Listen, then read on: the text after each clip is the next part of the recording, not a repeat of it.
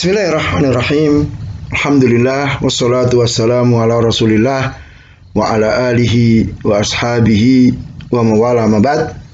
Anak-anakku yang berbahagia, kita sampai di pelajaran yang keempat, yaitu berdakwah kepada tauhid. Jadi diharapkan setelah belajar ini kalian faham tentang keutamaan dakwah. Lalu kalian bersemangat untuk berdakwah yang mengajak kepada tauhid. Nah, anak-anakku yang berbahagia, dakwah itu adalah kewajiban setelah kita berilmu dan mengamalkan ilmu. Ya. Maka tidak cukup ya orang itu sekedar berilmu, tahu, dia sudah mengamalkan, kemudian dia tidak peduli dengan orang lain. Dia harus ajak orang lain kepada ilmu dan amal yang sudah kita ketahui dan kita amalkan. Nah, perintah berdakwah disebutkan oleh Allah di surat An-Nahl ayat 125 ya.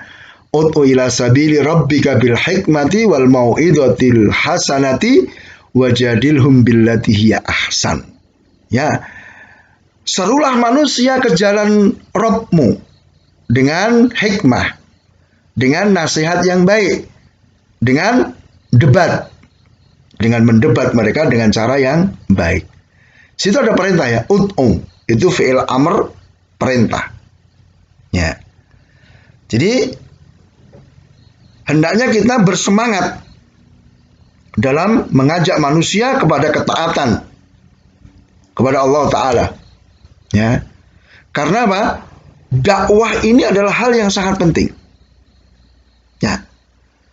Kita bisa lihat ya, pentingnya dakwah terlebih kepada tauhid. Yang pertama adalah apa? Tauhid ini merupakan perkara pertama yang diserukan oleh para nabi.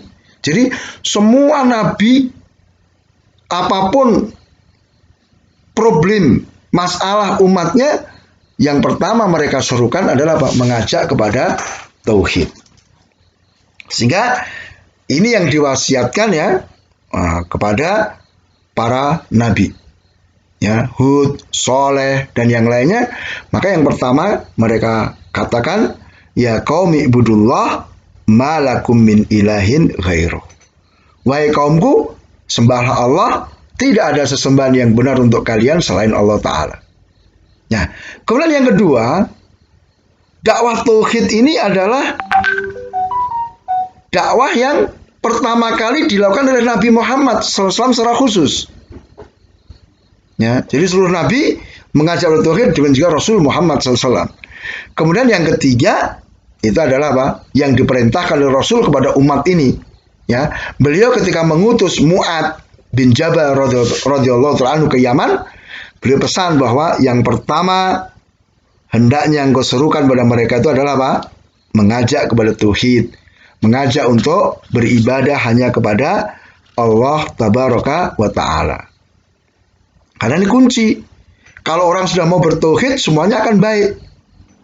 Ya, orang yang memiliki tauhid pasti masuk surga, meskipun mungkin dia terjatuh dalam perbuatan-perbuatan dosa. Nah, kemudian di sini hal yang sangat penting bahwa berdakwah itu harus dengan ilmu. Jadi tidak boleh ngawur. Tidak boleh berdakwah tanpa ilmu. Ya, Allah katakan di surat Yusuf 108, "Qul hadhi sabili ad'u ilallah ala basiratin ana wa manittaba'ani." Katakan, inilah jalanku, aku dan orang-orang yang mengikutiku mengajak kepada Allah dengan ilmu, dengan basirah. Ya, jadi Rasul berdakwah mengajak manusia atas dasar ilmu basirah. Demikian juga orang-orang yang mengikuti Rasul. Maka di sini salah satu ciri sifat pengikut Rasulullah itu adalah apa? Mereka berdakwah dengan ilmu.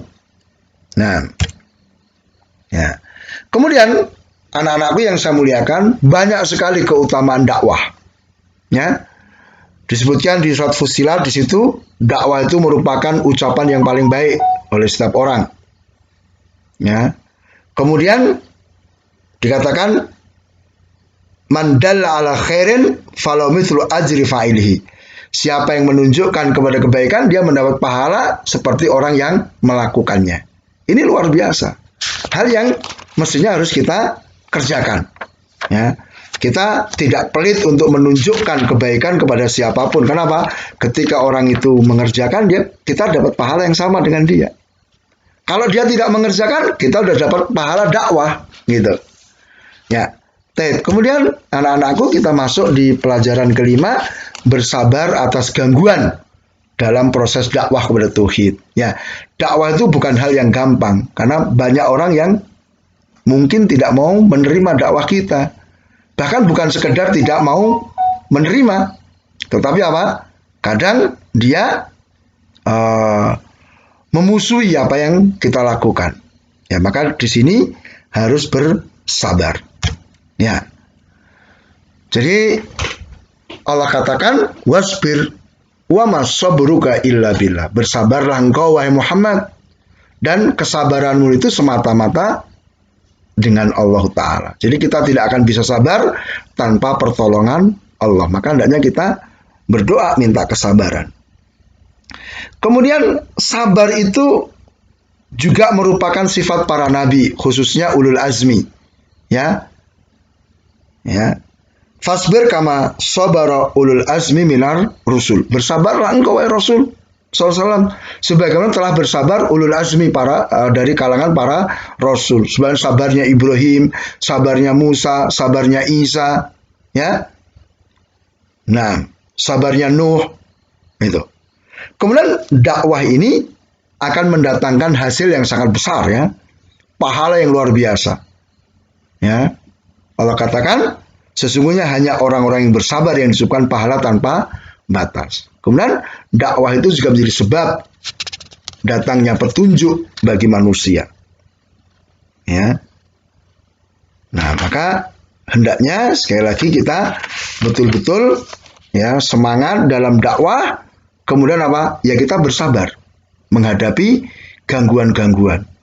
Maka hendaknya kita lihat apa yang menimpa kita dari gangguan manusia itu belum ada apa-apanya dibanding apa yang dialami oleh para rasul alaihi wassalatu wassalam. Ya. Kemudian di pembahasan berikutnya anak-anakku kita akan membahas surat Al-Asr. Di situ Allah terangkan tentang siapa orang yang beruntung dan siapa orang yang merugi. Ya, pada asalnya manusia itu semua dalam keadaan merugi. Innal insana lafi khusr. Ya. Kemudian dikecualikan orang-orang yang tidak merugi itu adalah orang-orang yang memiliki 4 sifat. Yaitu orang yang beriman kepada Allah, orang yang mengerjakan amal saleh, orang yang saling menasihati dalam kebenaran, orang yang menasihati dalam kesabaran. Ya. Maka di sini hendaknya masing-masing kita semangat belajar untuk bisa memiliki iman kepada Allah Ta'ala dengan keimanan yang benar. Semangat beramal, mengerjakan apa yang sudah kita ketahui.